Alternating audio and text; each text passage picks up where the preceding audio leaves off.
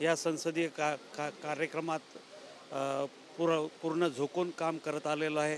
कारण की मी मंत्रालयामध्ये ज्यावेळेस 1992ला आलो तेव्हापासून सारखं शासकीय काम केलं, खाजगी सचिव म्हणून काम केलं आणि पार्टीचा जनरल सेक्रेटरी म्हणून जवळपास आता 20 वर्ष काम करतो आहे.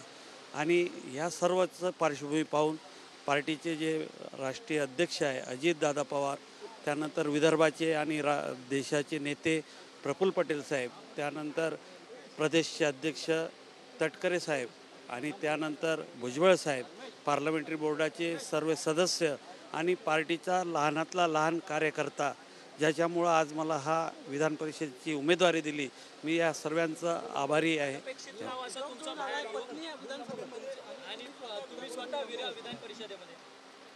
काय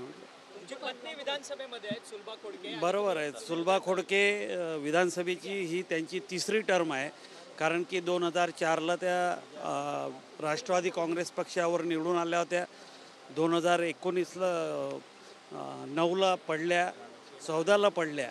पुन्हा 19ला अमरावती विधानसभा मतदारसंघातून राष्ट्रवादी काँग्रेसने ती तिकीट त्यांच्याकडे मागितली होती, परंतु ती तिकीट काँग्रेसला सुटली आणि अजितदादाच्या परवानगीने मी त्यावेळेस काँग्रेसच्या तिकीटवर सुलभा खोडकेंना लढवलं आणि त्यावेळेस त्या निवडून आल्या. आणि आज पुन्हा राष्ट्रवादी काँग्रेसला या 2019च्या निवडणुकीत राष्ट्रवादी काँग्रेसतर्फे त्या निवडून आलेल्या आहे. राष्ट्रवादीमध्ये अगदी शेवटच्या क्षणापर्यंत उमेदवाराच्या नावाची घोषणा केली जात नव्हती. दिशांत सिद्दीकी यांच्यासोबत अनेकांची नावं होती, मात्र अनपेक्षितपणे तुमचं नाव समोर आलेलं आहे. बरोबर आहे. मलाही त्या संदर्भातली फार काही कल्पना नव्हती. आज सकाळीच मला थोडंसं सांगण्यात आलं, परंतु दादांचं एक सूचना होत्या सर्वांना की जे काही आहे ते तटकरे साहेब सांगतील. मलाही दादांनी काही सांगितलेलं नाही. मला तटकरे साहेबांनी आत्ता सकाळी 8-8:30ला सांगितलं, परंतु त्यांनी हेही सांगितलं की मी जोपर्यंत घोषणा करणार नाही तोपर्यंत ही बातमी तुम्ही कोणालाही सांगायचं नाही. त्यांचा दादांनी सांगितलं तो प्रदेशाध्यक्षांचा अधिकार आहे, त्यांना ते डिक्लेअर करू द्या. परंतु तुमचं नाव तरी जाहीर झालं, परंतु या रेसमध्ये असलेले अनेक असंख्य उमेदवार होते, त्यांची मात्र निराशा झालेली आहे. आता कुठेतरी पुन्हा एकदा नाराजीचा सूर पक्षामध्ये उमटताना पाहायला मिळतो.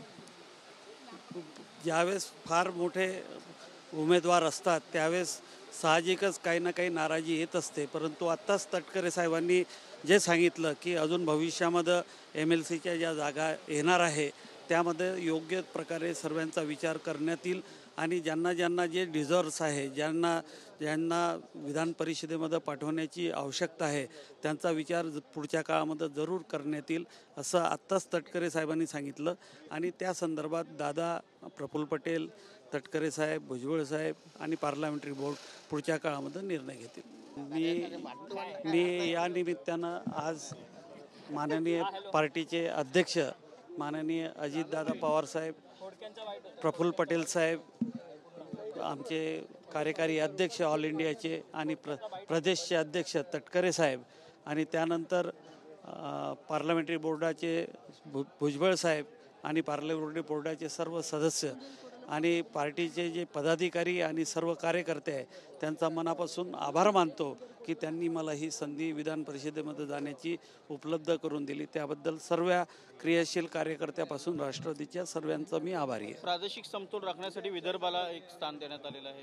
ही गोष्ट खरी आहे की त्याच्यात प्रामुख्यानं माझ्या नावाचा ज्यावेळेस विचार केला त्यावेळेस विदर्भातून दिला पाहिजे हा सर्वात महत्त्वाचा प्रश्न होता की विदर्भातून आपण दिलेलं नाही आहे आणि विदर्भातून द्यायचं आणि ते पहिले पार्टीनं फिक्स केलं की विदर्भातून द्यायचं आणि मग त्यानंतर कदाचित त्यांची विदर्भाच्या नावावर चर्चा झाली असेल आणि त्यातून मला त्यांनी उमेदवारी दिलेली आहे. तुमच्या पत्नी विधानसभेच्या सदस्य आहेत, तुम्ही आता विधान परिषदेचे होणार आहेत, म्हणजे पहिले पती पत्नी जे विधान परिषद आणि विधानसभेत असणार आहे. एक विधानसभेला सुलभा खोडके जे आहे ह्या त्यांची तिसरी टर्म आहे.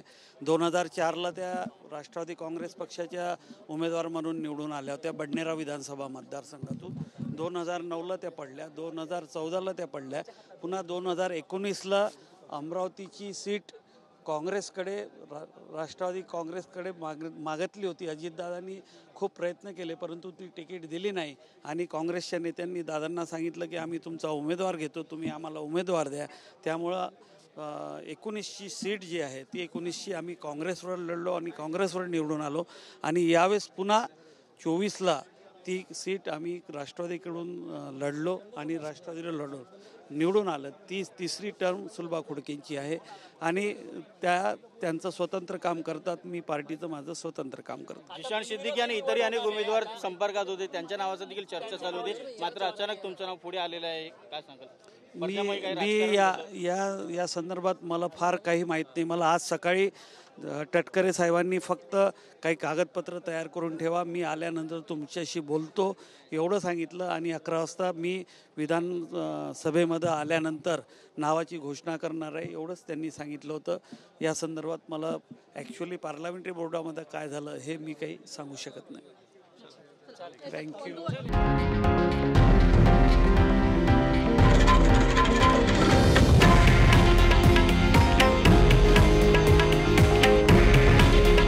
हे आहे देशातील नंबर 1 न्यूज नेटवर्क आणि आपण पाहत आहात TV9 मराठी.